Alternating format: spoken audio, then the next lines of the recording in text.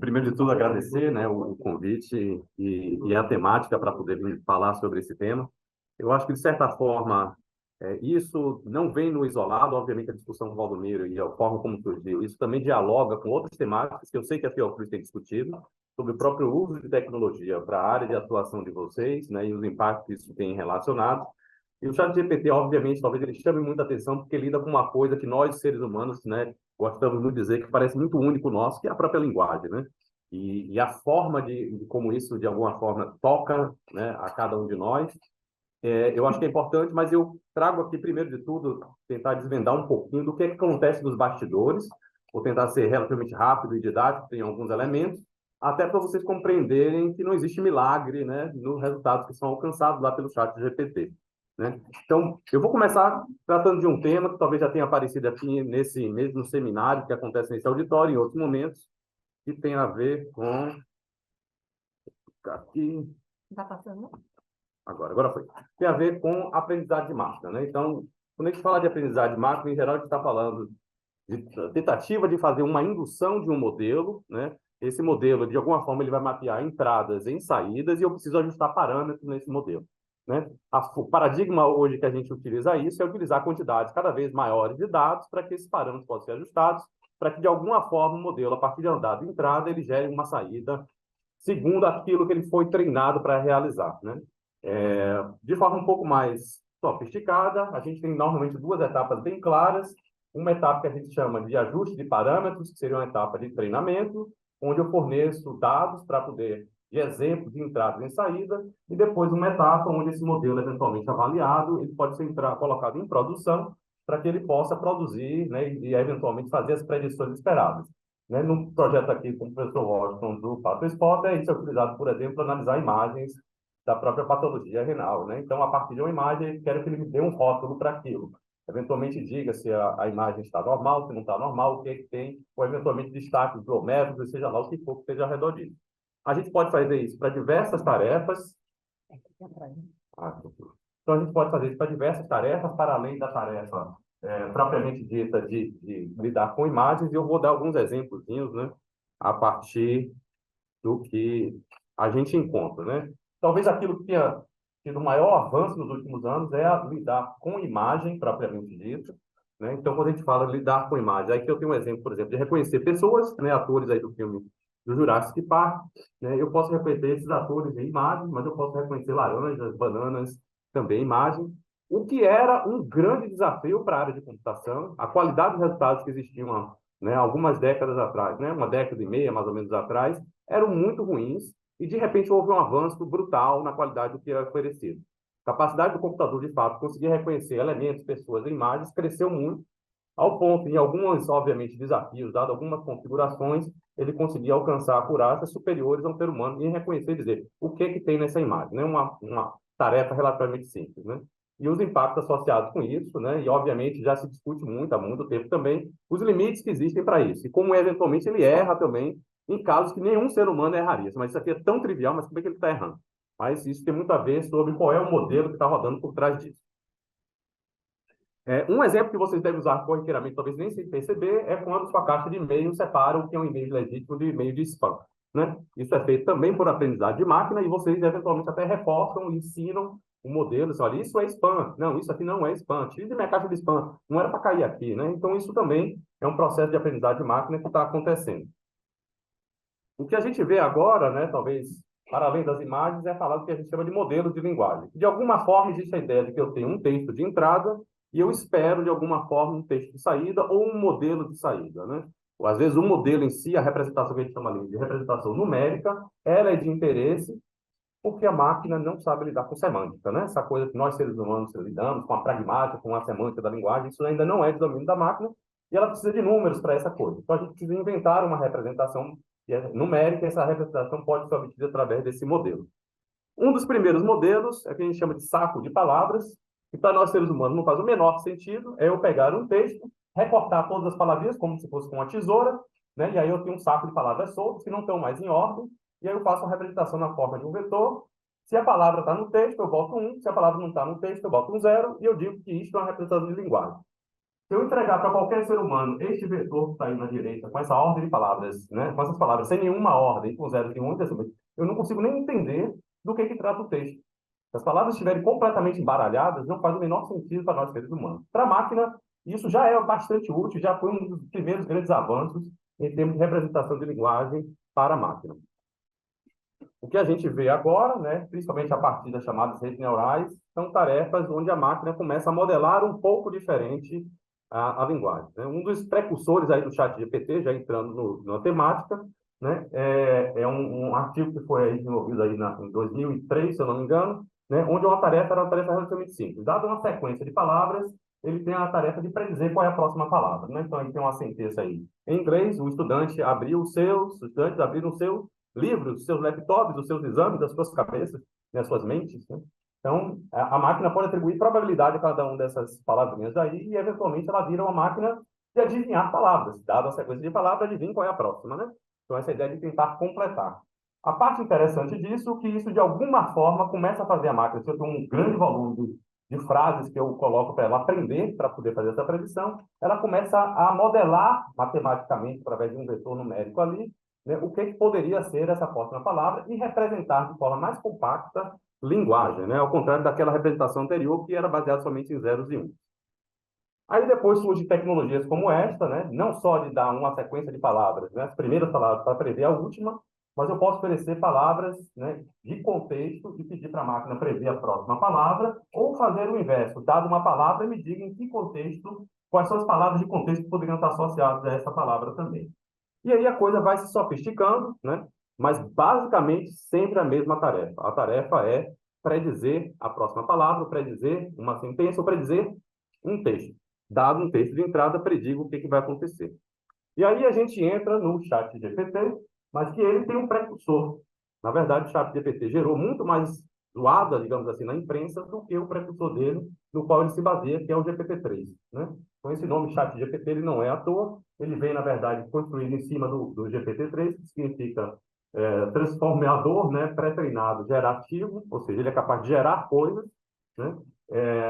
E ele, na verdade, é um poderosíssimo preditor de texto. Eu forneço para ele alguma entrada e ele me produz uma saída.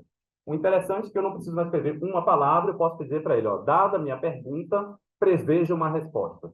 Ah, como é que ele prevê a resposta? Eu entro com volumes cada vez mais crescentes, maiores de volume de dados, mas no fundo ele é um mero preditor. E é interessante, depois eu vou comentar um pouco, que ele não é um preditor que se parece como nós, seres humanos, trabalhamos com linguagem. Para ele, no fundo, é número. Na verdade, ele não sabe o que é uma pessoa, ele não sabe o que é um carro, ele não faz ideia do que existe atualmente nesse seminário aqui, nesse momento, com essas pessoas olhando aqui para frente, né? Então, a saída, de alguma forma, é uma saída estatisticamente plausível. Ele prevê para cada possível palavra qual é a probabilidade daquela palavra estar correta, e a partir disso, por exemplo, ele disse, olha, eu vou usar a palavra de maior probabilidade. E a partir dessa, eu prevejo o próximo, prevejo o próximo, prevejo o próximo, de alguma forma. E é um modelo gigantesco, é um modelo que tem 175 bilhões de parâmetros numéricos a serem ajustados, e por isso ele precisa de um volume muito grande também de texto para poder ele conseguir ser treinado e ser ajustado. Quando o GPT-3, desculpa, ele surgiu, né, assim, houve muita crítica aí, obviamente, talvez numa literatura mais técnica, mas também de divulgação, sobre as besteiras que aconteciam e os problemas que aconteciam por diversos vieses dos próprios dados que estão associados no processo de treinamento, né? Mas o que a gente observa é que os modelos anteriores, seria o GPT-3, existia o GPT-1, o GPT-2, né? Eles tinham quantidade menor de parâmetros, mas eles notaram que, à medida que ele crescia o número de parâmetros, a acurácia da tarefa de predição aumentava bastante, né? E a quantidade de exemplos de contexto que eu preciso fornecer, ele tem um ganho muito grande inicial, depois ele meio que estagna, né? Ou seja, ele já não evolui tanto, eu não preciso fornecer tanto contexto para ele conseguir cumprir essa tarefa. E o volume de dados que ele utiliza está colocado mais ou menos aqui, né? De onde vem essa informação. Então, essa informação vem aí do Common Crawl, né? Por curiosidade, eu digo, os dados ali do Common Crawl, eles estão disponíveis, eles são públicos, qualquer pessoa pode ter acesso a esse dump, é um dump da internet, de certa forma, né? Inclusive com um recorte em português, para se alguém quiser ter acesso a isso, né? Informações da Web2Text, informações de livros, né? Assim como informações da própria Wikipédia. Então, ele pega esse volume gigantesco de texto e joga lá dentro para poder ele aprender a predizer textos, né? O GPT-3, então, forma uma base, né? E anteriormente ao próprio chat GPT, surgiu o Instruct GPT, onde eles conseguiram criar uma tecnologia que, primeiro, permita diálogo de fato, ou seja, eu posso dizer, faça isso, crie um texto, revise meu texto, reformule isso daqui, me explique esse fato, assim como ele consegue aprender por reforço com o ser humano. Ou seja, se eu digo, olha, você está errado, né? Quem já usou o chat GPT, ele pede desculpa, né? Primeiro que ele faz. Desculpe, você está certo, né? Eu estou errado. É a primeira coisa que ele faz. Mas isso é assim, por que ele pede desculpa? Na verdade, é porque alguém programou ele para dar essa sentença. Né? Ele não sente desculpa, ele não tem arrependimento, não existe sentimento, não existe consciência, não existe sentimento, apesar de nós, seres humanos, não fazermos uma transposição mental, né? E olhar para aquela máquina e dizer, ah, parece uma pessoa. Não é uma pessoa, não tem consciência, ele não está pedindo desculpa, ele não está arrependido de absolutamente nada. Quem está arrependido é o engenheiro que programou a sentença. Né? Então, só para deixar claro, porque eu já vi uma discussão de algumas pessoas dizendo que o chat GPT é oprimido pela Microsoft. Ele não está sendo oprimido, gente. Então, tome um pouco de cuidado com as sentenças que a gente utiliza. E aí eu trago aqui, né? Assim que ele, né? Obviamente ele tem gerado muita zoada, né? Mas aqui é uma revista de divulgação aí do MIT, né? ChatGPT é uma novidade da OpenAI, né? A discussão sobre quem é a OpenAI, eu não vou entrar agora, mas existe uma discussão importante sobre quem é essa empresa para o ChatGPT. Ele é astuto, mas ainda fala muita bobagem. Né? E ele fala muita bobagem. Eu não sei o quanto vocês já perceberam bobagem, coisas equivocadas, erradas, etc., né, por trás do que ele traz de resultado. Quem quiser e nunca tiver acessado, o endereço do ChatGPT é esse daqui, chat.openai/chat. Né? Ele abre uma caixinha de texto aqui, você pode digitar o que você quiser nessa caixinha e começar a interagir com ele. E aí eu faço esta colocação para ele. Né? ChatGPT produz textos tóxicos e inventa fatos? E ele responde, né? Não, com modelo de linguagem, eu sou programado. Essa resposta que veio em seguida não é uma resposta sincera. É uma resposta que o engenheiro colocou. Deve poder, de alguma forma, minimizar. Aí eu forço a barra. Mas o ChatGPT inventa de verdade coisas que não tem nada a ver com a realidade. Aí ele quase que pede desculpas, né? Sim, como modelo, eu posso gerar texto que não corresponde a nada na realidade. E talvez a primeira lição para todos é não confiem na saída. Né? Então, não dá para confiar na saída. Então, se você não domina o que está sendo saído na saída, a temática, consulte um especialista para descobrir o que está ali por trás. Né? Mas ele diz, ó, isso não é intencional. Né? E ele chega no final e diz, né, inclusive, que ele não tem consciência, ele não tem intencionalidade nenhuma por trás do que ele faz. Né? E, de fato, não tem. Ele é um modelo predidor estatístico. E aí eu pergunto, né, uma coisa mais trivial, para verificar o conhecimento enciclopédico dele, né? Como ocorreu a primeira ida do ser humano à Lua, né? E aí ele vem com formação enciclopédica, eu só peguei um pedacinho, ele forma um texto a partir disso, explica os fatos, em que ano foi, qual foi o nome do módulo lá lunar, da Apollo, e etc. Né? Então ele chega com informação, ok, né? Parece correto, não vi nenhuma incoerência, as datas estão corretas. E agora eu vou perguntar para ele sobre um fato inusitado que eu não sei se vocês conviveram aqui em Salvador. Né?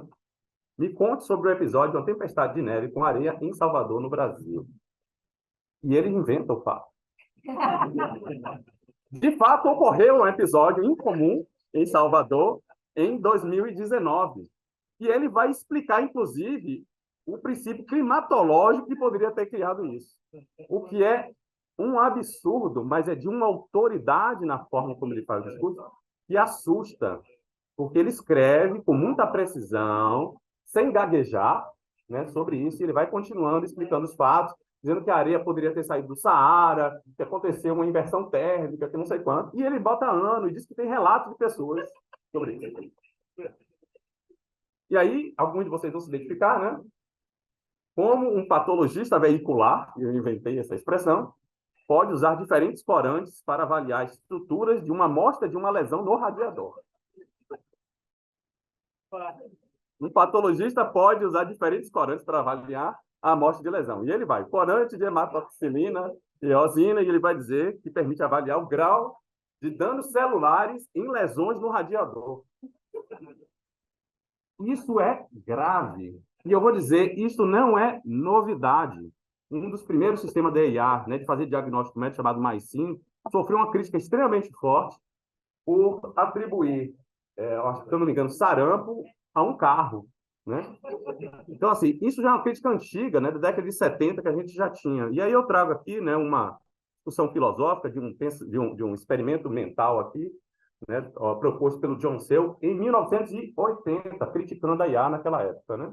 E nesse experimento a ideia era basicamente o seguinte: imagine que eu, John Searle, né, o filósofo, né, de linguagem, um pesquisador da área, estou numa sala fechada e recebo de um lado entradas escritas em chinês e do outro lado eu preciso escrever respostas em chinês. E ele diz: eu não sei nada de chinês, mas na minha frente tem um livro. Nesse livro tem perguntas escritas em chinês e respostas em chinês. A única coisa que eu preciso fazer é, dado o desenho dos caracteres em chinês, eu reconhecer no livro aonde está a pergunta e copiar a resposta e colocar do outro lado. Quem está fora da sala provavelmente vai dizer: alguém que entende perfeitamente chinês, entende perfeitamente conhecimento humano, está dentro dessa sala. E ele disse: mas eu, John Searle, não estou fazendo ideia do que eu estou fazendo. Eu estou simplesmente repetindo padrões pré-programados num livro que está em cima de minha mesa, né? Então, esse experimento mental aqui é para dar um pouco da ideia do que de fato acontece no bastidor. A máquina em si, ela não faz ideia do que ela está manipulando, né? É simplesmente um preditor estatístico. Então, qualquer tentativa de atribuir propriedades linguísticas para além disso é um grande equívoco do ponto de vista conceitual e epistemológico. E aí eu continuo, né? Ok, se ele não é bom para fazer certas coisas, eu pergunto para ele para que ele serve, né? E ele diz aí, proposta, pode ajudar a gerar ideias de pesquisa. Ok, né? Será que nós, como pesquisadores, vamos acreditar nele? Né? Analisar tendências e padrões. Auxiliar na redação de texto acadêmico. Isso tem ganhado muito, né? Já conversando rapidamente aqui, já ouvi alguns relatos né, de como ele eventualmente ajudou, até atrapalhou, né, nesse processo. Realizar traduções, fornecer respostas rápidas, né? E aí, Washington, peço licença, né, que eu pedi para ele resumir essa notícia, né? Tem a ver com o grupo aí do Pato Spotter, que saiu no portal da Fiocruz, né? Então, essa notícia no portal, ela tinha 521 palavras, e eu pedi para ele: me faça um resumo de 5 linhas. Ele não obedeceu as 5 linhas, me trouxe um resumo muito maior, de 159 palavras. E aí eu reclamei: esse resumo está muito longo, me faça um mais curto. Ele me veio com um de 115 palavras. Ele disse: ainda está longo, eu quero mais curto. Ele veio com 80 palavras. Com esse resumo, ele tentou, né, captar ali frases e possíveis ideias que poderiam estar no texto e propor isso. O que é um resumo talvez razoável, talvez pela retórica, alguns dizem: mas não está bom, ele não valorizou, eventualmente fazer essa tarefa de resumir um texto, mas obviamente, né, com o senso crítico ativado ali no modo mais ativo possível. Depois eu fiz uma outra pergunta: quais são as atuais lacunas de pesquisa em patologia auxiliada por computação e modelos de inteligência artificial? Faça um texto com citações e referências bibliográficas. E ele criou um texto. Para quem não é da área, não está familiarizado com a literatura, poxa, muito interessante a discussão que ele traz, né? Limitações de falta de padronização de dados, questões de necessidade de ampliar a base de dados, etc. Mas eu fui atrás das referências bibliográficas. As referências existem, né? Deixa eu passar aqui, todas elas existem. Todas elas correspondem a artigos de fato publicados. Mas nenhum dos autores, nenhum desses artigos, de fato, falou aquilo. Todos falam sobre o tema geral, mas às vezes as colocações que são atribuídas na citação não correspondem. Eu não sei como é que eu reativo. Já voltou, já voltou. Voltou? E subiu de novo. Mas as citações não são apropriadas porque os autores não fizeram, de fato, aquela discussão. E, para concluir, né, eu acho que talvez o aspecto mais interessante do ChatGPT é porque ele não é fechado em um domínio, ele se propõe a ser de domínio geral, e por isso ele é extremamente enciclopédico. Obviamente, ele inventa muita coisa, como a gente percebeu, né? Ainda precisa evoluir muito na confiabilidade, na qualidade do que é produzido, né? A discussão agora mais técnica da pessoal da área de IA diz que talvez o próprio modelo que foi concebido inicialmente, ele precisa ser repensado, porque talvez ele não seja frutífero para ser evoluído tal como está. Um novo modelo, um novo paradigma talvez tenha que surgir. Existem bons casos, né? E eventualmente as pessoas vão relatando, né? Ele me ajudou nisso, ele não me ajudou nisso, mas eventualmente ele fez besteira naquilo, ele fez besteira naquilo, né? Mas eu acho que uma lição para ser tirada disso é preciso senso crítico, né? Eu acho que como um local de ciência que estamos aqui, um bom cientista é um cientista cético, né? Então, tudo que ele escreve, eu checo. Porque se você não checar, a chance de você cometer o equívoco é muito grande. Então, ele escreveu aquele resumo dos desafios, botou a citação, as citações estavam erradas. Mas um ingênuo não vai verificar e vai descobrir que as citações estão equivocadas nesse sentido. Mas, por outro lado, para a provocação final, né, eu trago né, dois livros aí do Andy Clark, né, para poder falar um pouco sobre como nós, seres humanos, entramos em sinergia com tecnologia, né? Muitos de vocês devem estar com um aparelho desse, né? Alguns estão tirando foto, inclusive, nesse momento, e ele virou uma extensão do seu corpo. Vocês pensam de forma diferente quando vocês usam esse aparelho. Vocês raciocinam espacialmente diferente quando vocês usam ele. Vocês escrevem diferente quando escrevem no Word do que escreveriam na máquina de datilografia. A grande pergunta é qual é a sinergia que vamos ter que criar com as próximas tecnologias que vão surgir. E mais do que falar em inteligência artificial, é inteligência humana aumentada. Em que ponto nossa cognição, nossa capacidade de raciocinar e de gerar padrões mentais vai ser alterada à medida que nós incorporemos ao nosso corpo a tecnologia como uma extensão da nossa cognição. Então, eu finalizo por aqui. Obrigado. Excelente apresentação. Agora eu passo a palavra para Valdomiro, que vai falar sobre o oráculo e a morte do erro. Eu acho que complementa bem. Finalização de Ana. Queria agradecer, primeiramente, a doutora Patrícia Vera pelo convite. Já vi aqui outras vezes na estrutura e eu sempre uma experiência muito interessante, porque eu há muitos anos tenho tentado fazer o meu trabalho na universidade interagindo com pessoas da área da ciência. Mesmo que eu acho que o papel principal da universidade é ser um lugar onde se produz fórmulas ou meios confiáveis para a interpretação da realidade e para a intervenção nela. Sobretudo nessa era em que a sociedade progrediu muito, as tecnologias progrediram muito, as fontes de informação estão cada vez mais disponibilizadas a milhões, bilhões de pessoas. Eu vejo na universidade, instituições como a Cruz, um lugar onde você pode construir um tipo de autoridade, de autorização, a autoridade tem precisa para avaliar o modo como nós processamos os serviços de informação. Então, é muito bom estar aqui com vocês, porque a gente tem muito boa para mim. É a primeira vez que eu vou falar sobre esse assunto em público, então, com muitas incertezas ainda. Então, eu vou aproveitar muito a situação para formular melhor as coisas que me ocorreram recentemente. E a exposição do ano foi excepcional, porque, de um lado, eles desmarcaram um pouco a nossa vida, colocado em torno de vários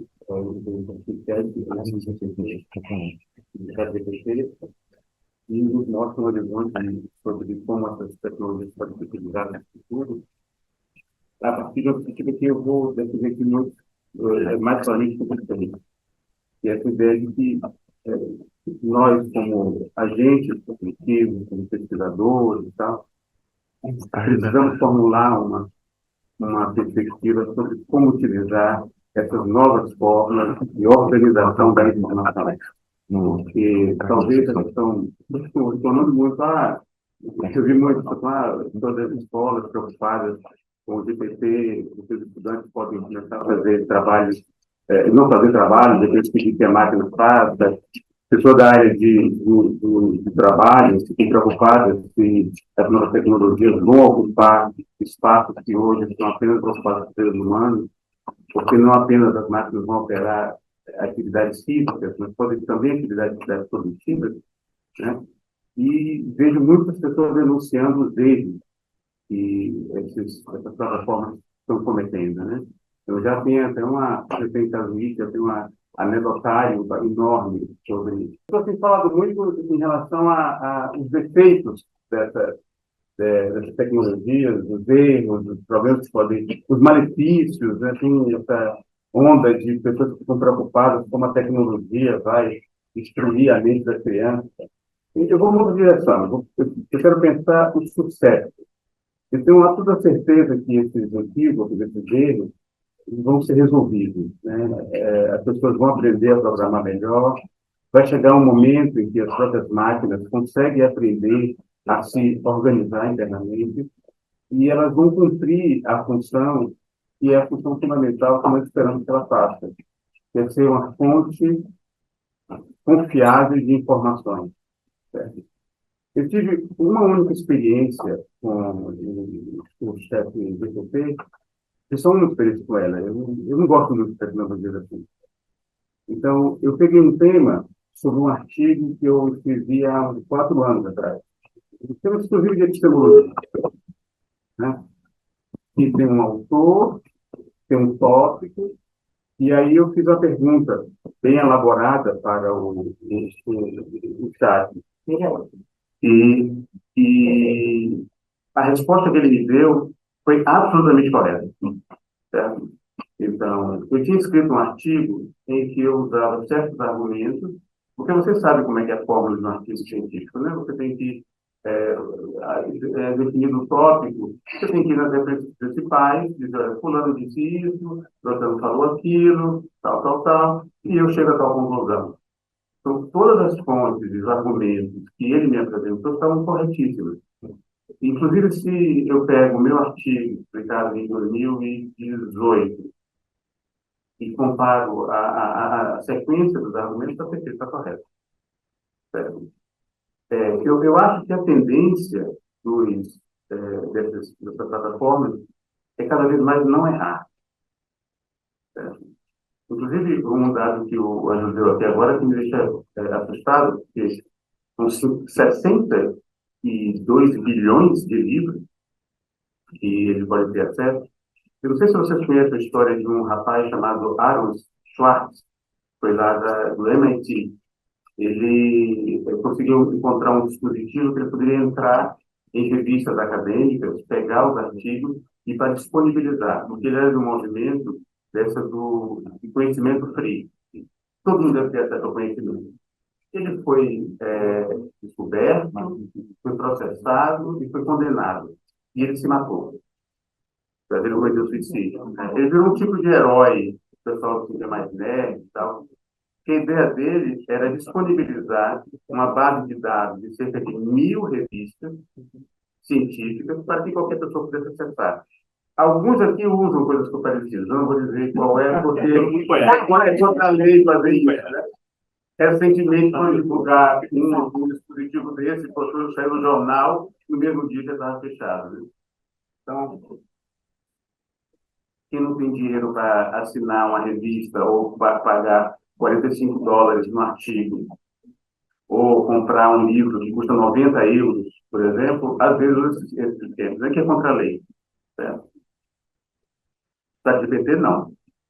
ChatGPT tem 702 bilhões de livros que ele tem disponibilizado, e quando você vai dar pergunta para ele, ele vai procurar nesse lugar. O grande desafio do ChatGPT não é o fato de que ele erra ou acerta e tal. Eu tenho lido também. É saber perguntar. A tendência é que nós, tanto na vida comum, porque a tecnologia invade a vida comum sem que a gente pense nisso. Não há, é absurdo, chega a ser tolo nós pensarmos que podemos nos contrapor ao avanço da tecnologia. Né? O Andy Clark está certo. Né? As imagens aqui que o Andrew mostrou nos livros dele, desde quando a gente estava lá nas cavernas até hoje, nós vamos nos tornando um tipo de ciborgue. Né? Desde a alavanca que foi criada, até hoje é só isso. Nós estamos implementando o nosso corpo para dar os mecanismos para poder viver melhor no mundo.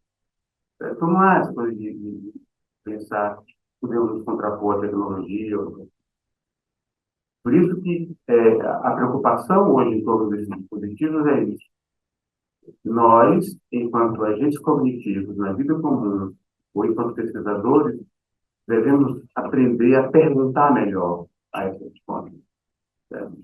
E é esse o ponto que eu queria abordar mais com vocês, porque é a coisa que me toca especialmente. Eu sou professor de teoria do conhecimento de epistemologia, né? Que é uma disciplina que está preocupada em pensar como é que nós produzimos, transmitimos e avaliamos crenças, conhecimento. Essa é a preocupação fundamental. E, normalmente, a pessoa, quando pensa, conhecimento, o conhecimento é tal coisa, defina conhecimento. Isso é uma questão absolutamente sem importância, porque conhecimento, como qualquer outra crença, são coisas que mudam com o tempo. O contexto, o desenvolvimento tecnológico, o tempo, vai mudando aquilo que é conhecimento num período para conhecimento em outro período. É como eu afirmar, hoje é sexta-feira, eu afirmar isso amanhã está errado. Assim como a composição dos corpos, a estrutura molecular, isso vai mudar mais cedo ou mais tarde. Por isso que um dos meus heróis intelectuais são os paleontólogos. Não sei se vocês já perceberam como é que eles trabalham, né? Eles fazem aquelas trincheiras, tem aqueles quadradinhos com as cordinhas, e tem uns, são cavados 30 centímetros, outros 1 metro, outros um pouco mais. E por que eles fazem isso? Por que não cavam logo tudo? Eles sabem que daqui a 1 ano, 2 anos, vai ter uma tecnologia nova que vai perceber alguma coisa que ele não percebeu quando estava cavando aqueles 30 centímetros. Eles sabem disso. E tudo que eles captam, eles colocam em caixinhas e guardam. Mesmo um pozinho, uma pedrinha e tal, porque quem sabe que daqui a 20 anos vai se encontrar uma nova tecnologia que vai poder captar uma informação que ele nem imaginava que estava presente ali. Esses são os meus heróis intelectuais, porque eles sabem que o conhecimento é muito maleável e vai mudar sempre. Certo? Então, não é um conceito importante, conhecimento. Certo? Conhecimento é uma forma de vermos o mundo verdadeira. É isso que é o conhecimento. Isso muda o tempo todo. A questão não é essa. A questão é como nós nos tornamos agentes que produzem conhecimento. Quais são as características, quais são as virtudes, quais são as habilidades que nós devemos ter para sermos conhecedores. Todas as línguas têm uma palavra para conhecimento. E quase sempre nessas línguas, o que está sendo dito é: conhecimento tem a ver com fontes confiáveis de informação. Alguém é uma fonte confiável. Vocês imaginam lá nos primitivos, que eram hordas, né? E que tinham dezenas, centenas de pessoas e precisavam saber onde tinha caça. Aí ia um batedor na frente, passava 3, 4 dias, 1 semana, 2 semanas, depois voltava. Olha, naquela direção tem alimento, naquela direção tem água. As pessoas confiavam. Porque imagina todo aquele pessoal com crianças, velhos, andando por montanhas, atravessando lugares perigosos, chegar lá, tem brincadeirinha. A pessoa ia lá matar esse cara. Entendeu? Então, tinha que ter confiança. Os mais velhos, olha, tais plantas podem ser consumidas para o alimento, tais plantas devem ser utilizadas no ritual, tais plantas devem ser utilizadas para colocar na flecha para matar. Conhecimento tem a ver com essa autoridade que nós otorgamos a alguém, essa autoridade socialmente constituída, para nos transmitir boas informações. E o papel do agente cognitivo é se transformar num agente confiável, produzir informações confiáveis, saber inquirir, saber perguntar, saber procurar, saber encontrar e saber transmitir. Eu sou da geração, eu fiz a universidade, eu entrei na universidade em 1984, há muito tempo atrás. Então, quando nós queríamos fazer alguma coisa, em uma pesquisa, o que nós fazíamos? Nós estudávamos alguma temática, íamos à biblioteca, e a biblioteca tinha um armáriozinho com umas gavetinhas, o tema, autor, área, tal. Aí você puxava aquela, aí ia lá procurar uma fichinha, pegava a fichinha, pedia a bibliotecária, pegava o livro, você via o livro, esse livro não, tá, aí ia procurar outro. Era esse trabalho. Vou buscar informação nessa vez. Um trabalho demorado, custoso, e às vezes fazer com que a gente precisasse, para poder saber qual eram as referências de um tema, gastar 2 semanas, 3 semanas. Há um salto com os computadores e com a informação, é um salto terrível. Você vai no Google, você coloca o tema, e em 2 segundos isso acontece. Certo? Aí você vê a lista dos autores, das referências, tá? Que você vai fazer as buscas. Eu sou filiado a um grupo criado pelo Andy Clark, que é o Phil Papers, e do David Chalmers, né, os dois trabalhadores, que é um grupo que reúne o trabalho de quem de filosofia do mundo inteiro, todo mundo deposita seus textos nessa plataforma. E aí, quando você quer um tema, você dá de cada aí, vem a lista do texto sobre aquele tema. Então, o trabalho da bibliotecária já foi. Aí, certo? E aí você tem que chegar e procurar os textos. E ler os textos, ler os resumos, ler tal, para você ler esses textos. O que vai acontecer com certeza, vai acontecer com avanços de tecnologias como o chat GPT, é que esse trabalho acaba, né? Você faz a pergunta certa e você vem a resposta certa, certo? Com o conteúdo, tal qual aconteceu comigo quando eu estava falando sobre esses artigos. Entendeu? As referências estão ali. Então, com um detalhe, de que essas fontes todas que foram utilizadas, esses 52 bilhões de livros que foram consultados, não vão aparecer como autores. Vão aparecer apenas como aqueles que te colocaram, forneceram dados, né? Nós vamos, como pesquisadores, como escritores, como autores de artigos, vamos, nós vamos nos deslocar da posição daquele que produz um conteúdo que vai ser estudado, lido, discutido e contestado por pessoas, a sermos produtores de dados. E vai entrar nesse cálculo. Inclusive, vai ser uma coisa que é muito divertida hoje, vai acabar, com certeza, que são os congressos. Eu estou dentro desse congresso. Sabe o que é um congresso? Porque o congresso funciona para isso, né? Quando você tem uma ideia, você trabalha no seu laboratório, pesquisa, conversa, tal. Aí vai, tanto que a pessoa não dorme na noite anterior, né? Fica nervoso, tem que tomar propanolol, né? Vai, lida aquela tensão, fica suando. E se eu falar uma bobagem, não sei o que lá, tal, vai acabar, não precisa fazer mais isso. A pessoa vai apagar. Porque o erro vai acabar. A coisa de errar vai acabar. Pelo menos essa é a imagem que nós vamos ter. Obviamente que não. Porque, como deixou muito claro aqui o Ângelo, esse é uma máquina que sempre vai ter buracos e furos, e o papel dela é apenas transformar um conjunto imenso de dados em frases incompreensíveis, em frases que podem ser lidas.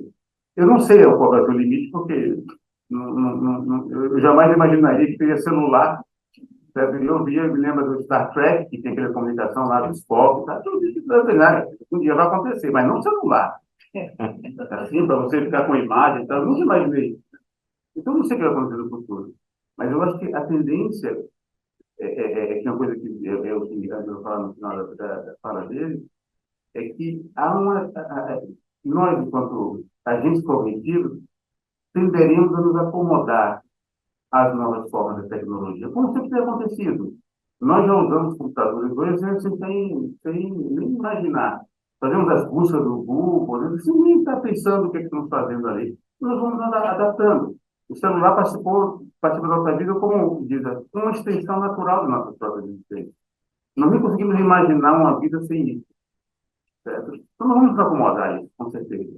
E nós vamos aprender a lidar com essa nova forma de procurar informações. Com um pequeno detalhe. Esse detalhe que eu estava ensinando vocês, né? Enquanto a busca no Google, a busca na biblioteca, sempre está passível de nós encontrarmos alguma coisa que não estava prevista na pesquisa, ou alguma coisa que não funciona na pesquisa, podemos pegar uma informação que não seja mais apropriada, aqui não. Eu estava vendo agora um dos dispositivos mais recentes que saiu, que é o Scholarcy. Você está no Scholarcy. Scholarcy é o seguinte: você fala de um livro, ele procura o livro e você pede para ele resumir o livro e ele resume isso para você. Um artigo.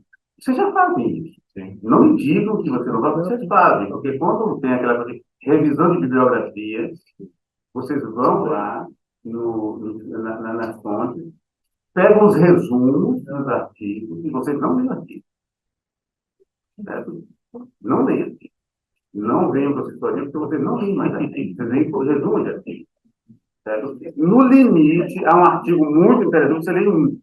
Mas a ler os artigos, não. Você não faz isso. Entendeu? A tendência, a mente está se acomodando cada vez mais a essa facilidade da informação direta. Então, aquela dificuldade, aquela demora, porque tudo tem que ser muito rápido, né? Não pode, você não tem uma semana para se dedicar para ler um artigo. Não tem. De modo algum. Ler um livro, você está maluco. É muita coisa para fazer, tem muitas demandas. Aí, os deadlines estão chegando aí. Então, tem que ser mais rápido mesmo. Então, aquela dificuldade de ler um autor e não compreender um autor, fazer uma hipótese errada, vai acabar. entendeu? Então, essa zona que nós que sempre pesquisamos, tivemos que enfrentar no nosso cotidiano, interpreta mal. Por isso, essa sudorese diante da plateia, no congresso, eu acho que eu falei bobagem sobre John Thorne. Eu acho que eu falei alguma bobagem. Vai ter lá, Ângelo já leu, eu acho que... Eu queria ver com medo, tem um especialista. Teve um amigo meu que participou de uma matéria de defesa, o professor Wilson Gomes, e aí o cara falou sobre um autor, aí no final tinha um velhinho, levantou a mão. Eu queria só falar uma coisa, mas não se pode falar na defesa. Não é porque eu sou o autor que ele falou. Eu sou o autor do tema. Cara, eu falei, essa coisa de errar, que não é divertido, não é bom, não é... eu não estou elogiando ele, entendeu? Não estou elogiando o trabalho árduo. Estou falando da característica de uma forma de trabalhar. Certo? Essa é uma característica importante. Procurar, talvez ter duas perguntas, procurar fontes de informação, arduamente, demoradamente, frequentar a literatura. No caso de vocês, trabalho com laboratório, mas também trabalho com literatura, porque tem os casos, tem os exemplos, as teorias, os contextos, esse trabalho tende a ser importado. Certo? E isso não é uma coisa ruim, não é uma coisa boa. Eu não estou sendo contra isso. Não é que eu estou sendo contra. Vamos abandonar a tecnologia, vamos voltar às bibliotecas, vamos ler os livros, vamos em vez aqui na Fiocruz, vamos colocar os fichários, você procurar em ficha de cartolina. Não é isso que eu estou falando. Né? Não dá mais para voltar. No limite, não vê isso no museu. Mas falando que aqui há uma mudança de perspectiva do que é um agente cognitivo, o que é produzir informações, o que é transmitir informações, o que é organizar informações. Certo? E a tendência nossa eu não acho que as máquinas vão ficar parecidas com os seres humanos no futuro.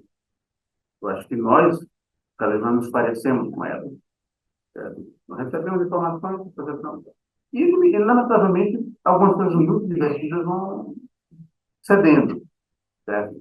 Como essa, por exemplo, de ter o desacordo e ter o confronto de opiniões sobre o mesmo assunto, certo? Porque no momento que você tem fontes que podem organizar por você o debate, trazer os argumentos contrários a favor, esse trabalho fica muito menor. Um dos campos que me interessa, evidentemente, é esse que você falou, a epistemologia da democracia. Na verdade, é a epistemologia do desacordo. Né? Como é importante que sociedades e pessoas que têm posições diferentes possam ter um confronto legítimo, mediado civilmente. Como o desacordo é fundamental. E, para mim, o modelo para falar disso, dirigindo a democracia, é a experiência dos cientistas, entendeu? É a experiência do congresso, do seminário, que é o momento em que a pessoa vem, de modo tenso, apresentar para outro uma tese e, inevitavelmente, vai ter alguém que levanta a mão e diz: você não leu tal coisa, eu discordo de tal argumento, a sua premissa não é verdadeira, tal aspecto está faltando no seu trabalho. Esse elemento que constitui a mente de um investigador, um ente cognitivo, modelado pela ciência até o século XX. E para mim é um modelo fantástico, né? Porque ali é um desacordo legítimo e a busca de existência de uma verdade acessível a todos. Né? Eu vou ter que mudar de exemplo, entendeu? Porque vocês, em geral, os pesquisadores vão deixar de ser pessoas que estão na direção do desacordo, porque um ou outro cometem equívocos. Para se encerrar, e a gente bater um papo depois, eu sou de filosofia, então, eu criei uma pequena fábula que queria que vocês ouvissem. Havia um povo antigo que vivia em um lugar distante e isolado. Eles realizavam suas tarefas cotidianas, enfrentavam as intempéries e gozavam dos prazeres das suas vidas modestas, mas dignas. Esse povo tinha um oráculo que só falava a verdade sobre qualquer assunto, da agricultura aos ciclos naturais, do poder curativo das plantas, às técnicas de caça e culinária. Nas escolas dessa comunidade, sim, eles tinham escolas. Era ensinado apenas a língua tradicional e a arte de perguntar ao oráculo. O oráculo, porém, se abstinha de se pronunciar sobre questões metafísicas, sobre o impossível e sobre o imponderável. Por essa razão, as pessoas perderam completamente, primeiro, o interesse e depois a capacidade de pensar sobre esses assuntos. Os que não sabiam perguntar corretamente pereciam de uma morte terrível.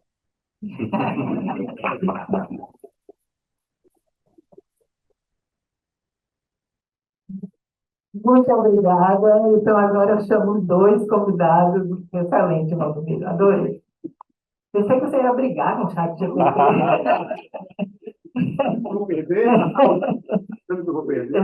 Então, aqui eu abro. Já tem perguntas aqui, por favor. Se alguém puder me ajudar. Bom dia. Eu habitualmente falo que o computador não tem problema nenhum, exceto aquele que tem o teclado e a cadeira, né, que é o ser humano, o usuário. E agora, vendo essa amostragem de informações e essa ideia de que a gente vai ter um oráculo, né, eu fico preocupada, porque eu já revi alguns trabalhos que eu escrevi e eu encontrei erros nos meus próprios trabalhos. E se você olhar no GenBank, onde a gente estuda todos os dias sequências de DNA e proteína, não existe curadoria. E, portanto, deve ter erro demais. Então, como confiar no oráculo que ele usa dados que estão errados? Os dados já estão errados, né? Vamos fazer duas perguntas e aí. Obrigada, né? Foi ótima a apresentação de ambos. Mas aí, Valdomiro, eu discordo um pouco da falta de congressos, porque por mais que você tenha os dados, pode ter interpretações individuais diferentes. Então, isso pode também levar ao desafio. Você pode ter não que você pense diferente, mas a própria interpretação de um dado. O que você acha? Pode essas duas perguntas, que eu estou um pouco perdida. Alguém ali que não tinha pedido, não foi? Foi você que estava? Eu preciso para organizar. Eu reorganizar isso. Mas alguém vamos lá. Eu vou tentar te ajudar a fazer a lista, beleza? Quem quiser, aponta para mim aqui. Deixa eu aproveitar e comentar inicialmente sobre a questão do erro. Assim. E a gente fala de um tipo de erro, um erro técnico, um erro eventualmente até do próprio dado, da origem dele, como ele foi coletado. Obviamente, todo o processo científico a gente sabe que existe erro, né? E talvez, e aí obviamente eu deixo também para Valdomiro a provocação, né? Até que ponto a ciência vai conseguir evoluir se não houver erro, né? Será que o erro, como a gente diz popularmente, o erro é humano, e a gente precisa dele, talvez, inclusive, para não gerar discordância e etc., né? E eu acho que uma das grandes preocupações que eu tenho, e aí eu coloco assim, é que nós tenhamos senso crítico, porque é preciso ter senso crítico para identificar o erro, porque senão você acredita piamente que ele está perfeito, né? E essa ideia, talvez, de que atribuir ao ChatGPT que ele vai se tornar um oráculo é perigoso, porque alguém vai começar a confiar piamente em tudo que sai em resposta dali, né? Nós temos um projeto, né, eu espero que consiga sair da burocracia, que é de formar uma rede de inteligência artificial aqui na Bahia. Como primeira missão é levar a inteligência artificial para o ensino básico. Mas como assim levar? Para que os jovens, que são as próximas gerações, eles se apropriem disso e entendam, porque é difícil você criticar uma tecnologia que você não compreende também plenamente, né? Então, é parte do processo nosso, né, de talvez criar esse senso crítico. Por isso, a minha missão principal é não abra mão do senso crítico. Não acredite. Assim como você lê um artigo e discorda do outro autor, discordem também dos oráculos nesse processo. Veja, eu sou otimista em alguns aspectos e pessimista em outros, né? Porque eu também concordo que essa ideia de que nós podemos educar amplamente as pessoas para que elas saibam utilizar melhor a tecnologia, para viver melhor, para não ser enganado, então acho que esse é um caminho, certo? Um caminho muito importante. Eu não sei se nós temos essa capacidade, entendeu? De produzir mecanismos pedagógicos que consigam formar largamente a população para que ela utilize, digamos assim, bem o recurso. Vocês são testemunhas aí, certo? Nós temos no Brasil de hoje Nós temos 50 milhões de pessoas que são capazes de acreditar que, sei lá, se você pegar o seu celular e colocar para o céu, vai poder tirar a Lula do poder. Eles acreditam piamente naquilo que está no WhatsApp. E veja só, nós construímos durante 300 anos, mais ou menos, a ideia de que a fonte mais confiável de informação sobre o que não está presente diante de nós aqui é o jornalismo. Certo? Foi criada essa instituição. Certo? E não foi assim, de uma hora para outra. Foram 300 anos, certo? Para que se monte a autonomia do jornalista, que é uma pauta civilizacional. Não é só uma pauta pedagógica, é uma pauta da civilização. Sociedades baseadas no princípio da democracia, do iluminismo e tal, são sociedades que dão ao jornalista um tipo de posição, de liberdade de investigação, de liberdade de expressão, e que nós vamos confiar no que ele deve dizer. As fontes dele são revisadas e tal, mesmo que nós saibamos que são empresas e que têm seus interesses, mas que são fontes confiáveis, são. 300 anos de pedagogia social para isso. Não funciona mais. Entendeu? Aí vamos ter que fazer algum tipo de curadoria sobre as redes sociais. Vai conseguir fazer isso? Eu não tenho minhas dúvidas sobre isso. Exceto na presença de um poder muito forte, de um poder do Estado muito forte, isso não vai acontecer. E aí que entramos numa contradição terrível. Nós vamos precisar de um Estado forte, autocrático, para poder controlar o modo como circula e produz informação, que é o oposto da ideia da liberdade democrática. Entendeu? Então, eu tenho muitas dúvidas se um processo pedagógico fará com que as pessoas, tanto na vida comum quanto nas universidades, descubram assim: eu tenho que ser crítico em relação às fontes da minha informação. Eu tenho que revisar. Eu tenho que. O paper o deadline é daqui a 2 semanas. Eu vou ter que revisar isso com calma. Eu tenho que ter minhas dúvidas em relação a isso. A minha dúvida é que a distância entre mim e o computador fica cada vez menor. E ele já seria uma expressão minha. Certo? E que a tendência seja essa acomodação cognitiva.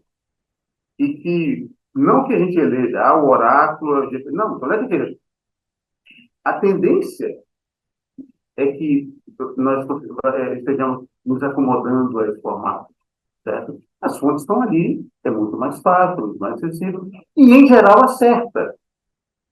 O fato é que em geral acerta e que os produtores estão cada vez mais empenhados em corrigir os erros e vão demonstrando, e eles querem receber essas críticas, querem os casos anômalos, porque isso eles aprendem a programar melhor. E vai chegar um momento que a máquina vai aprender a melhorar isso. Então, se tornará em algo que nós atribuímos autoridade epistêmica. E vamos confiar. Entendeu? Em relação a. Claro que eu diria acabar o Congresso e tal, claro que quem é que vai querer perder a oportunidade de passar 3 dias em Aracaju discutindo sobre patologia? Ninguém vai querer perder isso, né? Claro, é ótimo o Congresso e tal, mas e tomar a cervejinha, comer a acarajé e tal, mas tem que. Pô, tem um Congresso em Paris. Poxa, não, porque eu vou aqui, você vai para Paris, né? Fazer. Não vai acabar o Congresso nesse sentido. Mas a tendência é que, esse é o meu pessimismo epistêmico, né? A tendência é que a gente tenha. Você viu porque eu briguei com ele sobre o tema? Porque ele exagera. Tem que exagerar. Porque a tendência é isso, né? Essa zona de desacordos, porque a gente quando está em desacordo, é por quê? Porque eu estou convencido que eu estou certo e que eu estou convencido que o outro está errado. Esse é o desacordo. Isso é legítimo, certo? A tendência é que nós escapemos dessa zona de desacordo, né? Porque vamos ter fontes que são genericamente compartilhadas e revisadas, que não foram revisadas por mim. Então, a zona de desacordo vai ser muito menor. Eu acredito que sim, né? Tem mais 2 perguntas também. Mais 3. Vamos começar com as duas. Bom. Tá ligado? Tá. Bom, o meu não é bem uma dúvida. Primeiro, parabéns, né, pela organização, um tema urgente, é exponencial, o mundo inteiro fala do chat GPT, muita gente já vem usando, há mais tempo, inclusive, e parabéns, Valdomiro e Ângelo, né, pela explanação. Agora, um ponto que eu chamo a atenção, assim, é o perigo. Por que que eu falo de perigo?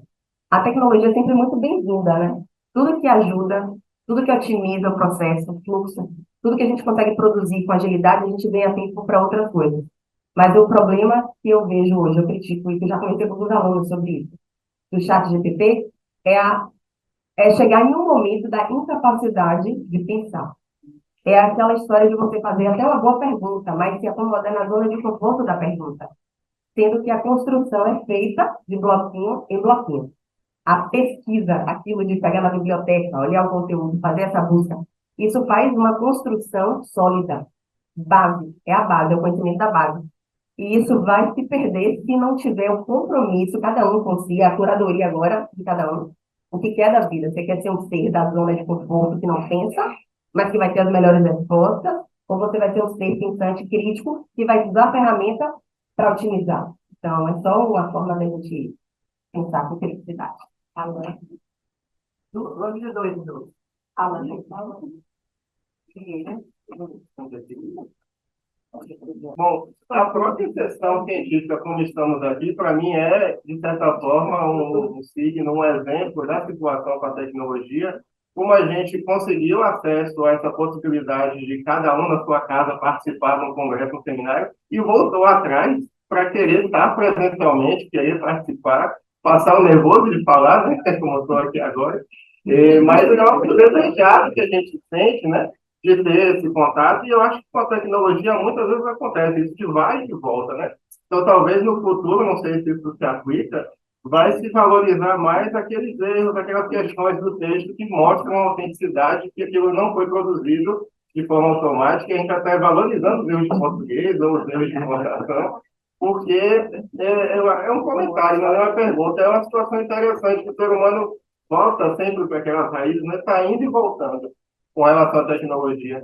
E, além dessa questão, que eu não sei se aplica, se é isso, eu observo também que, além de libertar, muitas vezes oprime também o acesso a esse serviço. Então, o que o professor falou de que a gente tinha acesso à biblioteca, que aqui no Engenho nós temos, né? Que vai instalar um arquivo e, de frente, um computador que tem acesso a 15 milhões de vezes mais referências, e a gente tem que ler 1 milhão de resumos para poder conseguir produzir um material. Ninguém vai fazer uma publicação, nem nada que tenha 10 referências. Hoje em dia, só que o trabalho, né, de 30, 40, 50 para cima. Então, é uma opressão, de certa forma, de tanto conhecimento, de tanto trabalho. O trabalho só aumenta, ao invés de a tecnologia parece que vem para dificultar mais a nossa utilização do tempo, embora ela facilita, né?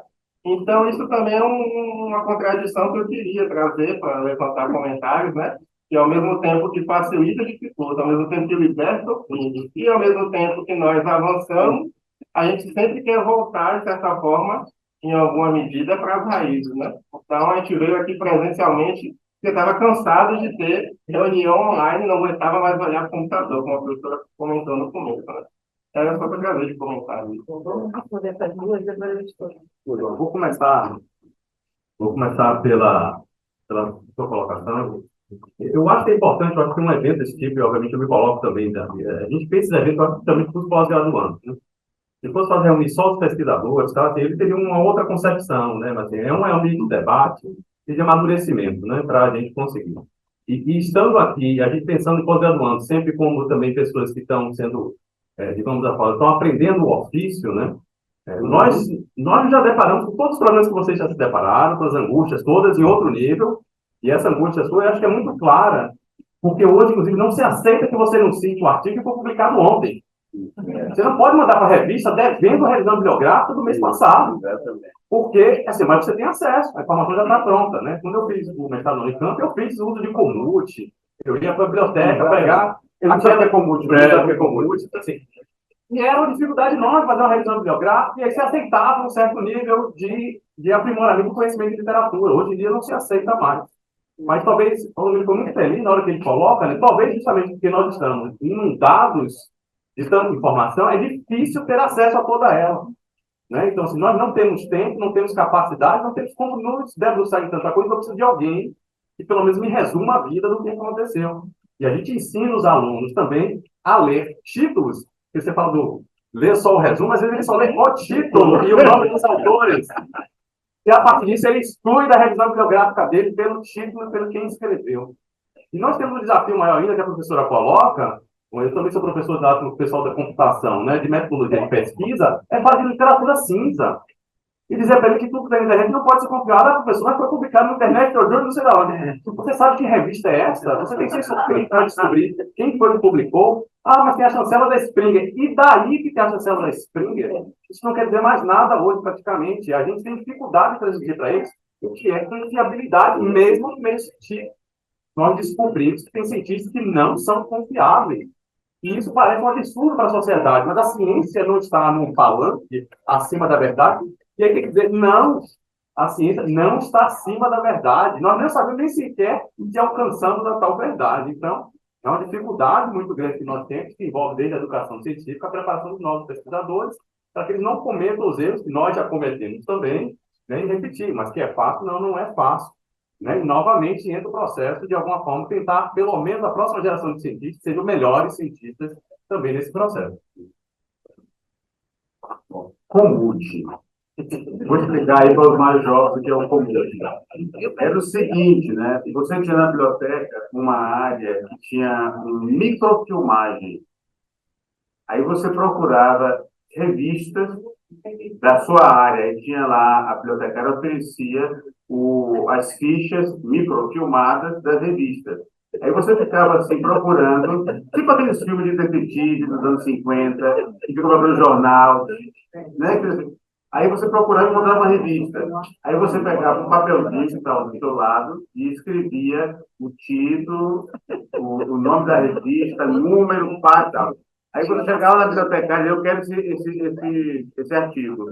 Aí você pagava um dinheirinho para a pessoa lá, depois depositava, não sei como fazia isso, e ela encomendava aquele artigo para uma biblioteca que estava em São Paulo.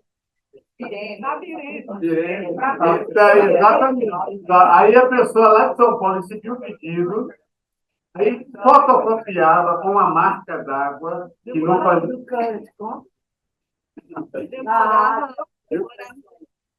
Aí tinha uma marca d'água que você não podia reproduzir a fotocópia. Era uma fotocópia que você não podia reproduzir para ninguém. Aí, um mês depois, recebi o artigo. Aí você via lá, puta, não era isso. Deu uma parte. É por aí, meu, tá? Mas tudo bem. Um mês é ótimo, você não te liga. A gente está falando do valor só do título do trabalho, porque nessa época a gente conseguia os títulos. Só tem título mesmo para você ter. Só tomar uma decisão. Pô, pagar R$ 15 por isso, cara, pô, e o professor mirava a gente e dizia assim, ó, procure tal assunto assim, no college todo. Exatamente. Então, veja, esses dois tópicos. Esses dois pontos que vocês tocam aqui são de tempo, como a tecnologia pode encurtar tempo, de ajudar tal. Eu acho que não. Eu não conheço nenhum caso de alguém que viva mais tranquilo porque tem tecnologia, que tenha mais tempo para alguma coisa. Eu acho que acumula mais atividade, está totalmente certo, né? Então, não me venha com essa história de que tecnologia encurta espaços e que otimiza o seu tempo. Isso não acontece. As pessoas estão mais estressadas do que nunca, alunos ficam loucos, professores ficam nervosos, é uma ansiedade. Eu acho, inclusive, que essa ideia tem a ver com psicanálise, está vendo? Porque o pessoal ganha muito dinheiro no consultório com pessoas nervosas. Porque você vê os estudantes de filosofia, lá de ciência social, na UF em geral, a cada 10 estudantes, 9 está angustiado, ansioso, não sei o que tal. Deve ser uma coisa que a associação psicanalista deve ter feito alguma. O tempo não é otimizado, certo? Muito pelo contrário. Apesar de que, sim, eu tenho certeza de que nós não teríamos hoje a situação sanitária brasileira com as vacinas, se por acaso os pesquisadores que produziram vacina não fizessem as simulações de inteligência artificial e não utilizassem a imensidão de bancos de dados que podem ter sido selecionados. Porque era impossível, em um tempo tão curto, se produzir uma vacina como se fosse. É impossível fazer os experimentos, testar. Isso é impossível em 6 meses. Impossível. Então, sim, encurta tempo, sim. Por isso, talvez, o desafio seja esse mesmo, de uma militância dos institutos, das universidades, dos intelectuais, dos filósofos, dos jornalistas, em relação a encontrar meios de formação das pessoas. No caso aqui, eu tenho certeza que a Fiocruz tem uma política nesse sentido, né? Os orientadores devem pensar nos estudantes e nas pessoas associadas, não apenas como captadores de dados, né? Mas como intelectuais públicos, né?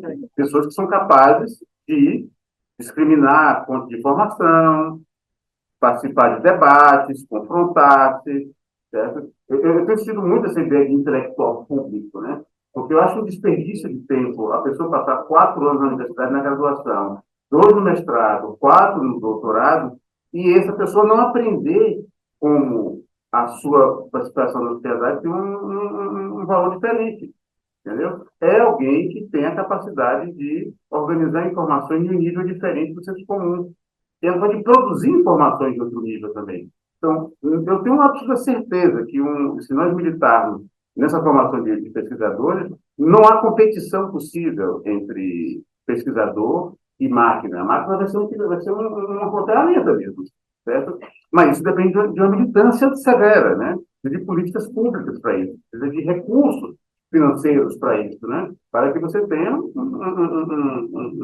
um estudante, um pesquisador que tenha essa capacidade mais do que comum de organizar informações. Então, eu sou pessimista e militante, né? Quando estava na campanha contra Bolsonaro, esse cara vai ganhar. Não, vamos atrás, vamos atrás. Eu estava morando em outro lugar do mundo, com a liberação até dezembro. Então, eu vou voltar para o Brasil para fazer campanha. É isso que a gente vai ver, militância, certo? Eu não sei se fui eu, mas eu acho que uns 10 votos eu consegui.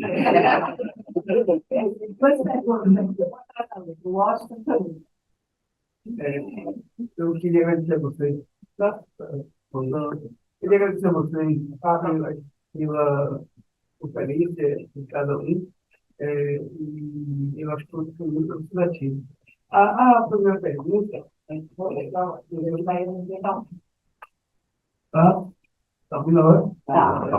A primeira pergunta é sobre aquela curva, que é uma curva de aprendizado do ChatGPT, que chega em ponto que ele atinge um platô e não adianta você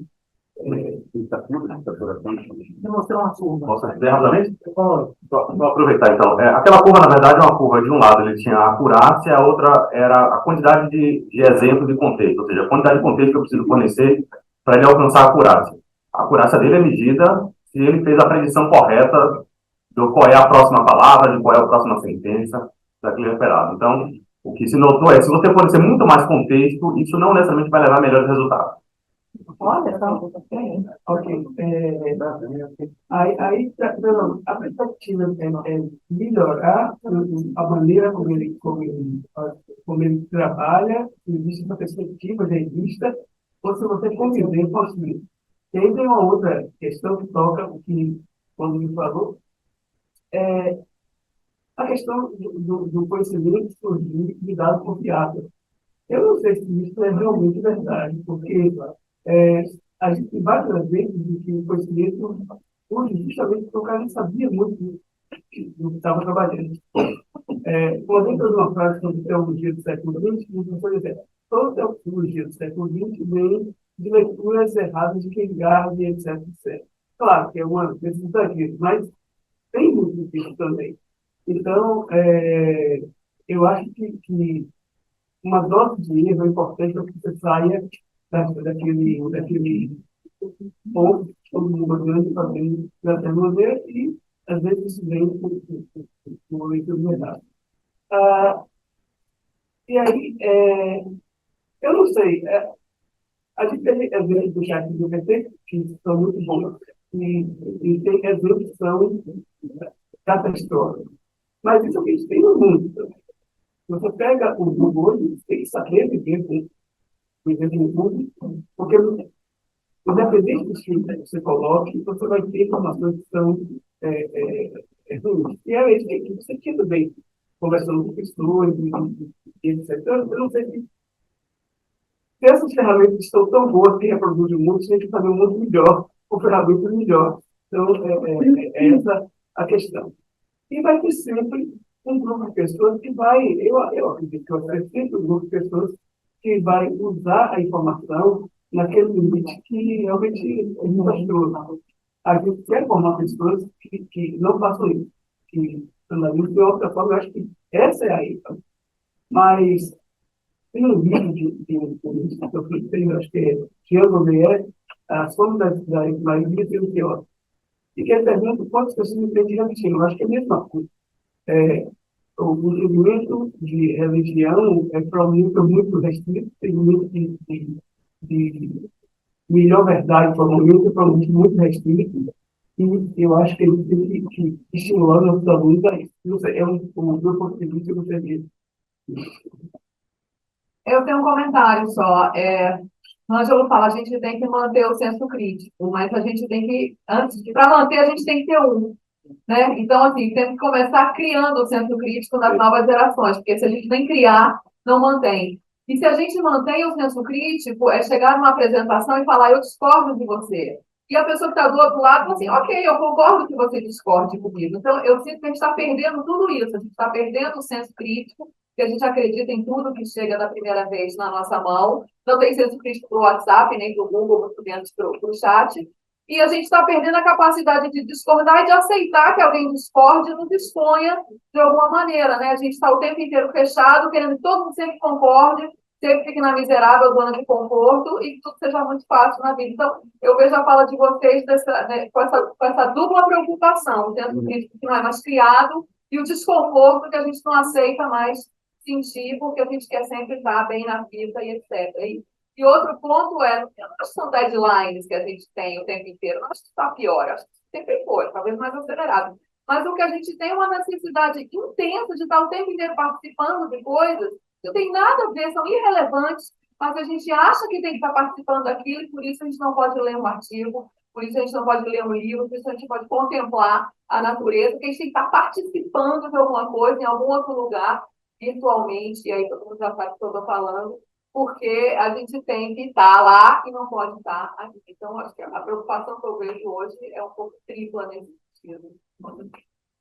Primeiro, sobre o senso crítico, obviamente, nós estamos num fórum privilegiado, né? Então, obviamente, certas perguntas aqui nem fariam sentido ser feitas, né? Se eu perguntar para quem acredita que a Terra é plana, né, eu não vou esperar, assim, mas talvez, como o Brasil coloca, se eu perguntar para a população em geral, eu vou me assustar com algumas coisas, né? Então, isso, obviamente, né? Então, houve falhas diversas, né, no processo do ambiente educacional e de formação de pessoas nesse sentido. E o desafio como é que se ensina senso crítico, né?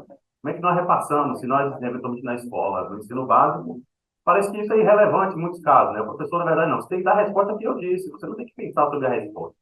Eu falei em sala de aula, você tem que botar na prova aquilo, né? E assim, e onde é que está o senso crítico nesse processo? Né? Então, concordo perfeitamente, é um desafio para preparar gerações, porque vai ser cada vez mais fácil ser enganado, porque a gente está falando de um oráculo, mas a gente pode estar falando de N oráculos. E vai ter o oráculo do mal, né? O cara que vai estar, de fato, botando informação equivocada ali, de propósito, para manipular, né? Para eventualmente ganhar eleição, para ganhar dinheiro, para captar polícia, já lá por isso. Então a gente vai ter que aprender a lidar com as situações e, inclusive, contrastar. Mas o outro falou isso, o fulano falou aquilo. Quem é que está certo e quem está errado? Como é que a população vai distinguir? Aí vem, numa entrevista, traz um cientista e outro cientista. Um cientista fala uma coisa completamente equivocada, todo cientista sabe que está errado, a população em geral não consegue distinguir quem é o cientista que está falando a verdade. Né? Então, é parte natural. Sobre o que o Washington coloca, eu diria, Washington, que, na verdade, assim, desde o mestrado e doutorado, eu tenho trabalhado com temática de linguagem e como modelar esta capacidade humana muito singular, que é a linguagem. Né? E eu digo que, como aquele exemplo que eu coloquei lá do João Seu, que nós estamos ainda muito longe de fato, modelar a linguagem adequadamente no computador. Então, eu não acredito que botando mais parâmetros, botando mais contexto, que vamos conseguir resultados muito melhores. Né? Então, eu acho que existe um conceito, é uma questão de concepção, de premissa, de base, de como é que foi pensada a solução para isso. E como eu coloquei, de certa forma, o aspecto, né, se a gente vai imaginar a linguagem com diversas dimensões possíveis, a única dimensão que está sendo tratada de fato é a sequência de palavras. E como eu comentei com vocês, são meramente números, ou seja, ela não sabe. Então, se eu perguntar para, de fato, uma máquina como o ChatGPT, né, assim, me descreve a realidade, assim, que realidade? Eu não conheço a realidade, ela não tem contato.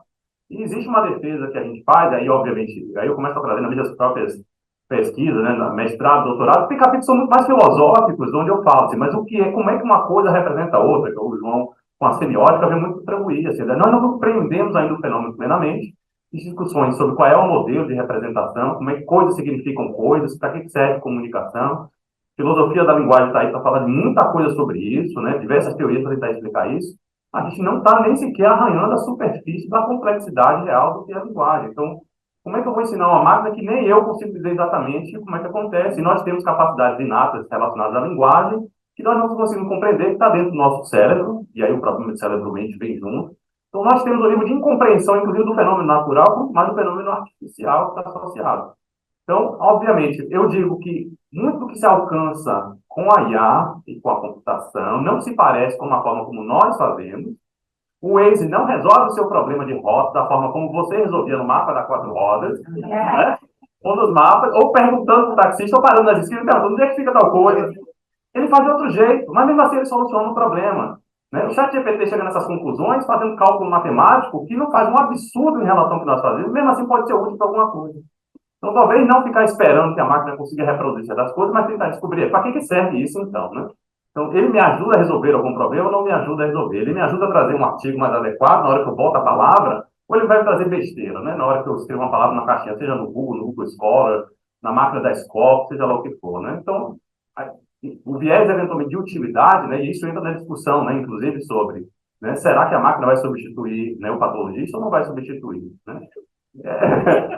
Ou ele vai ser uma ferramenta, na verdade, para ajudar o profissional também, para que ele possa, eventualmente, se debruçar sobre algumas coisas e não se debruçar sobre outras para facilitar o trabalho. Então, uma discussão muito mais ampla, né, sobre essa questão, mas eu acredito que os modelos, no caso de linguagem, ele cresce fundamentalmente errado, numa premissa equivocada, né, e que precisa ser revista, né.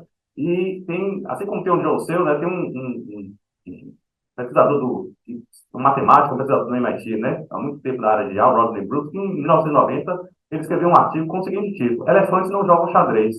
A crítica na época é: será que o caminho que a IA está fazendo, fazer IA para jogar xadrez, está certo? E ele defendia que está errado. Existem diversos seres vivos que não fazem nada dessas capacidades que nós estamos falando de alto nível de cognição e são extremamente complexas e que ninguém consegue fazer isso no computador de forma artificial. Então, não estamos conseguindo reproduzir a complexidade que uma barata tem cognitiva, né? As capacidades que ela tem eventualmente. E aí, isso deu uma guinada na área nesse momento, né? Mas às vezes a gente parece ficar retomando alguma coisa que era de uma IA da década de 60, da década de 40, e alguns paradigmas e algumas premissas equivocadas nesse sentido. Mas aí entra a filosofia de IA, né? Por que a gente está fazendo certas coisas. Mas eu acho que, novamente, esse fórum aqui é privilegiado para a gente, inclusive, debater essa questão. Veja, sobre esse dever de conhecimento, né? Conhecimento é uma frase que nós produzimos. Hoje é sexta-feira. Por que é conhecimento? Porque é uma crença, quando eu falo essa frase, na cabeça de todos vocês, surge a mesma representação. Quando eu falo hoje é sexta-feira, na cabeça de vocês não surge um elefante que está debaixo da cadeira. E amanhã a gente vai ter uma certeza. Exatamente. E isso é verdadeiro. Entendeu? Esses são dois elementos. É uma crença e é verdadeira. Não há conhecimento que não seja uma crença, que não tenha na cabeça de ninguém, nem que seja falso. Conhecimento falso é uma coisa absurda. Né? Crenças falsas, não. Você pode ter uma crença falsa. Né? Eu fiquei uma vez, eu tive catapora, fiquei 17 dias internado. Eu não sabia que dia era. Que dia é hoje? Sei lá, segunda-feira, é a mesma coisa para mim. Entendeu? Era capaz de formular crenças falsas. Certo? Mas o conhecimento tem que ser verdadeiro. Mas a questão é que eu posso ser uma pessoa que me confronto com um fenômeno, eu vejo aqui cara a cara, a cadeira, vejo o calendário e tal. Mas uma parte importante do conhecimento não sou eu que produzo. com minha experiência direta. Eu ouço das outras pessoas. Como vocês fazem como cientistas? Vocês leem a literatura, vocês veem as referências. Há uma parte grande do conhecimento que nós temos, por exemplo, que o mundo existiu antes de eu nascer. Eu não tenho evidência disso. Eu tenho pelo testemunho de outras pessoas, pela inferência que eu sou capaz de fazer. Certo? Então, uma parte do conhecimento que nós temos vem das outras pessoas. Certo? Por isso, esse elemento de confiabilidade é central para a ideia de conhecimento, porque eu preciso outorgar aos meus sentidos confiabilidade, e eu vou aprendendo isso desde criança, ao aprender a linguagem. As coisas surgem juntas, a gente vai aprendendo a linguagem e vamos aprendendo como referir ao mundo ao mesmo tempo. Então, aí eu digo, a minha mãe me mostra, sei lá, um quadradinho verde, isso é verde. Certo? Aí chega outro dia, mostra o meu quadradinho, que cor é esse? Fala azul, não, meu filho, é verde. Aí eu vou aprendendo a linguagem e vou aprendendo os casos do mundo. E aí eu vou passando a ter confiança nos meus próprios órgãos de sentido, na minha sensibilidade. Aí eu vou aprendendo a matemática, eu vou aprendendo a fazer pequenos cálculos e vou confiando no meu raciocínio. Então, aprendizado, eu vou fazer social. E se eu estivesse sozinho na natureza, eu não faria nada disso. Eu não conheceria nada. Certo? E aí chega um ponto mais sofisticado. Nós temos que ter informações sobre o que é muito remoto, certo? Outros planetas, outros países, outras situações. Então, a outorga de confiabilidade a mim mesmo, eu vou aprendendo a linguagem, e aos outros, é essencial para que nós conheçamos. Então, e isso eu vou falar antes para vocês. Uma frase como essa, hoje é sexta-feira, ela é um conhecimento, é uma crença verdadeira, mas é contextual. Se eu pronunciar amanhã, está falta. Entendeu? E como tudo mais. Todas as crenças que são verdadeiras, mais cedo ou mais tarde, podem ser falsas. Deixam de ser conhecimento, elas deixam de operar como um objeto epistêmico valioso em determinados outros momentos. Então, o que importa é essa capacidade cognitiva das pessoas, de saberem confiar nos próprios órgãos do sentido, na própria pessoa, aprender a fazer isso e aprender a confiar nos outros e aprender a confiar na linguagem. Certo? Então, o que eu temo é que essa outorga de confiabilidade ela esteja se diluindo dentro das formas mais, fluidas de informação circular. Vejam, por exemplo, o dano cognitivo no Brasil. O Brasil hoje tem um dano cognitivo que eu não sei se vai recuperar nunca. Porque nós entramos numa dimensão em que tudo pode ser dito. Onde os entes que eram respeitáveis foram colocados no mesmo nível dos que têm um valor. Então, se você pega um cientista da Fiocruz, e pega um curandeiro, pega uma pessoa da rua, pega o avô, pega o tio do pavê e tal, não funciona mesmo nada. Há um caldo único em que não há uma referência. Somente nós, acadêmicos, cientistas, é que continuamos, de alguma maneira, tentando puxar o fluxo das informações para um ponto.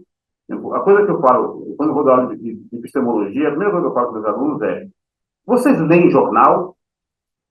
Aluno que não lê jornal não pode fazer aula de disciplina comigo. Então, mas o que tem uma coisa com outra? Eu vou explicar durante o curso. Tem que ler jornal, certo? Alguém que tenha um mínimo de informação sobre o mundo externo à sua própria experiência imediata. Certo? Então, a minha preocupação é isso. Nós devemos militar, de alguma maneira, para que práticas, estratégias, tal, de alguma maneira, possam ser reproduzidas no limite de termos ainda outras